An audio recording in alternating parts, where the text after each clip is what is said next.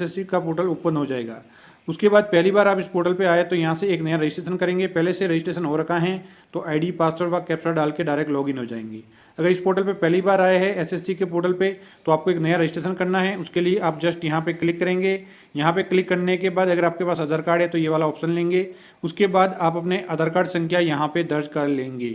आधार card संख्या आपको यहाँ पे 1.A के अंदर दर्ज करनी है। 1A के अंदर यहाँ पे आधार कार्ड संख्या दर्ज करने के बाद इसके जस्ट नीचे आधार कार्ड संख्या एक बार फिर से दर्ज करके वेरीफाई कर लेंगे। उसके बाद अगर आपके पास आधार कार्ड संख्या नहीं होती तो नो करके नीचे आईडी टाइप वाले ऑप्शन के अंदर डिटेल भरते हैं। उसके बाद यहाँ पे आप अपना नाम लिखेंगे कंप्लीट डिटेल में, जो कि 10वीं की अंक तालिका के अंदर दर्ज हैं तो वही नाम लिखना है। स्पेलिंग बिल्कुल सही लिखनी है, नहीं तो आगे आपको समस्याएं आएगी। उसके बाद यहाँ पे वेरीफाई नेम के अंदर उसी नेम को वापस लिख के वेरीफाई कर लेना है। तो यहाँ पे हर एक डिटेल 2 बार भरनी होंगी, तो यहाँ पे आप वापस लिख के वेरीफाई करेंगे।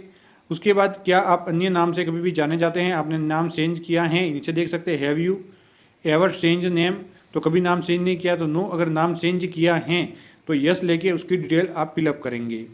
यहाँ पे नहीं किया तो ऐसे ही रहने देंगे, आप आगे बढ़ जाएंगे। फादर्स का नाम 10वीं की अंक तालिका के अकॉर्डिंग आप यहाँ पे लिख लेंगे। फादर्स का नाम बिल्कुल सही लिखना है। उसके बाद यहाँ पे 3B के अंदर फादर्स का नाम वेरीफाई कर लेंगे। यहाँ पे मैं लिख चुका हूँ, यहाँ पे फादर का नाम वेरीफाई करना है फिर से लिख के। उसके बाद यहाँ पे आगे मदर्स का नाम लिखना है 4A के अंदर। फिर यहाँ पे 4A के अंदर मदर्स का नाम 10वीं की अंक तालिका के अकॉर्डिंग लिख के 4B के अंदर इसे वेरीफाई करना है।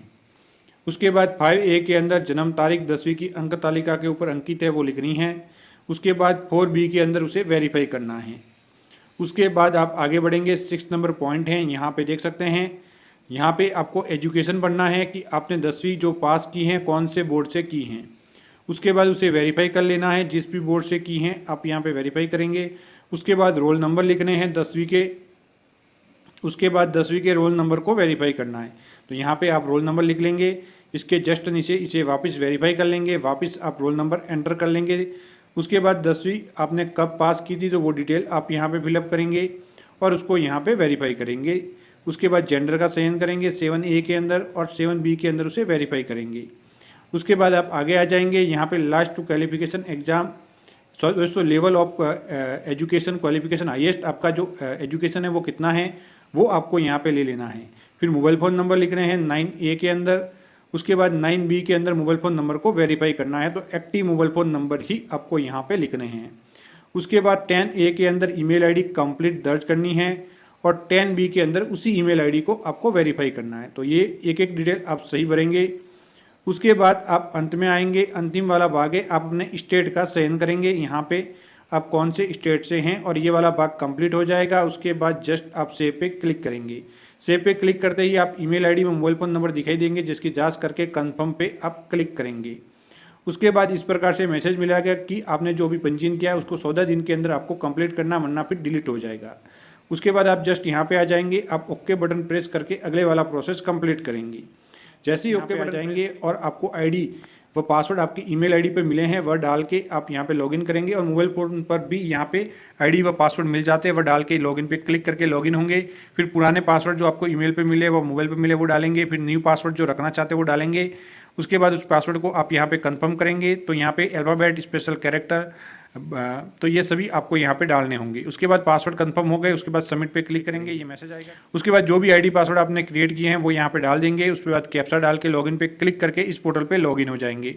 लॉगिन हो जाने के बाद यहाँ पे रजिस्ट्रेशन का सेकंड भाग ओपन हो जाएगा, जहाँ पे आप जांच करेंगे कि आपने अभी जो डिटेल भरी थी वो बिल्कुल सही थी या फिर गलत, तो एक बार आप देख लेंगे। उसके बाद सही होने की दशा में नेक्स्ट पे क्लिक करेंगे।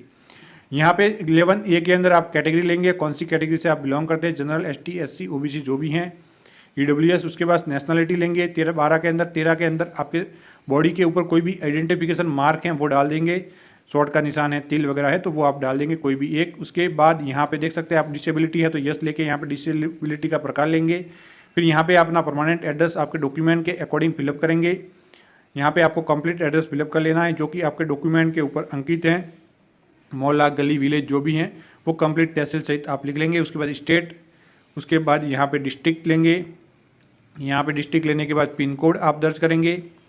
पिन कोड दर्ज करने के बाद आपका प्रेजेंट एड्रेस और परमानेंट एड्रेस सेम है तो यहाँ पे जस्ट क्लिक करके इस प्रेजेंट एड्रेस को भी फिलअप कर लेंगे, अलग है तो अलग से फिलअप करेंगे। फिर जस्ट आप सेव पे क्लिक करेंगे, सेव पे क्लिक करते ही डिटेल सेव हो जाएगी। आप जस्ट क्लोज बटन प्रेस करेंगे, फिर यहाँ पे आप डिक्लेरेशन देंगे और यहाँ पे फाइनल सबमिट पे क्लिक करेंगे। आपका आवेदन सबमिट हो जाएगा। आपको OTP नंबर मिलेंगे मोबाइल व ईमेल पे, वो डाल के यहाँ पे सबमिट करेंगे।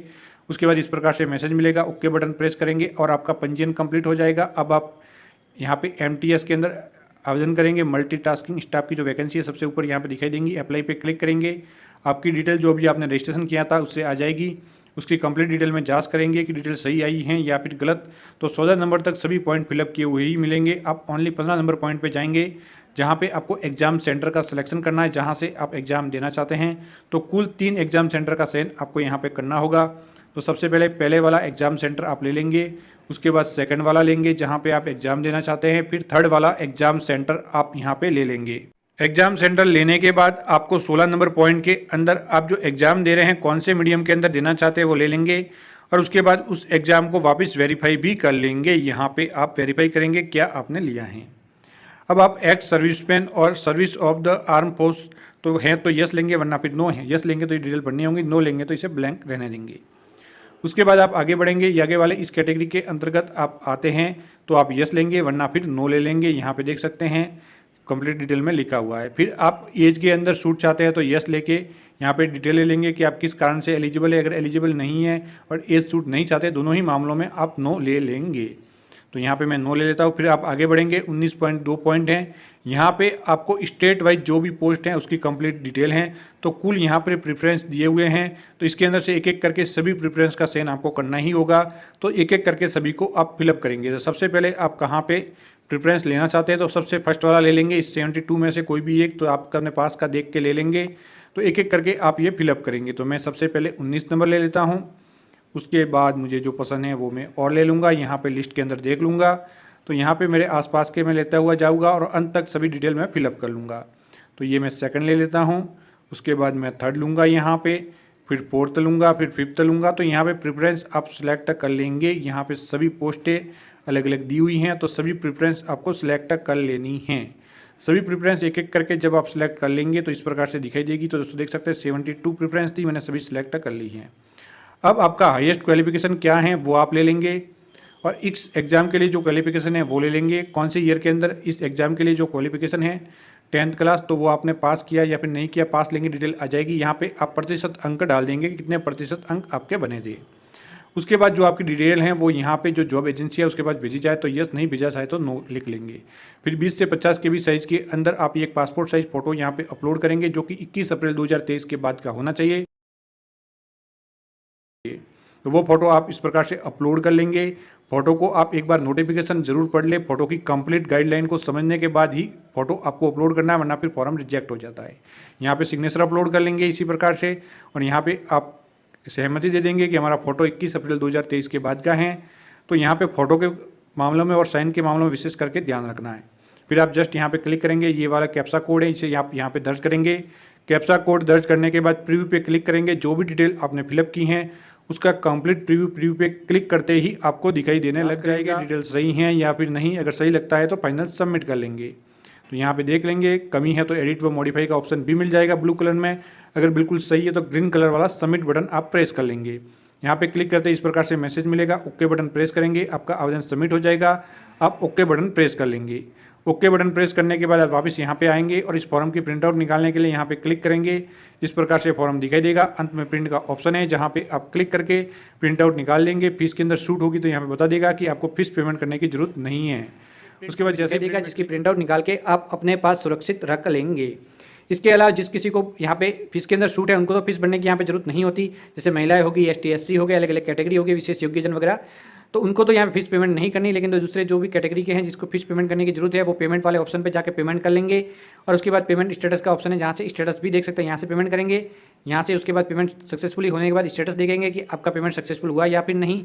उसके बाद एप्लीकेशन स्टेटस देखना है तो एप्लीकेशन स्टेटस वाले ऑप्शन पे क्लिक करके वो आप देख सकते हैं।